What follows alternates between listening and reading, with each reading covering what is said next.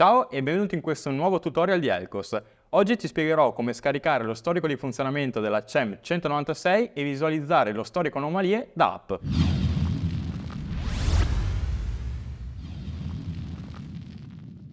Partiamo dallo storico di lavoro. Per scaricarlo dobbiamo accedere all'app Elcos Smart Control da PC. Ottimo, procediamo con l'accesso. Per maggiori informazioni sulla registrazione all'app Elcos Smart Control ti lascio in descrizione un video dedicato. L'interfaccia dell'app Elcos Smart Control da PC sarà praticamente identica a quella da smartphone, con l'unica differenza che avremo la possibilità appunto di scaricare lo storico di funzionamento e farcelo inviare via mail una volta al mese. Appena effettuato l'accesso, in prima battuta troveremo l'elenco delle nostre centraline e due pulsanti, download storico ed email mensile. Cliccando su download storico scaricheremo appunto lo storico in formato Excel. La voce email mensile è una semplice spunta che attivandola ti invierà sulla tua casella di posta in automatico ogni mese lo storico. Torniamo sullo storico. Al di là dell'inoltro mensile via mail può essere scaricato in ogni momento tramite appunto il pulsante download storico. Scaricheremo un file Excel contenente tutti gli eventi della CEM 196 con il relativo serial number, eventi, eccetera eccetera.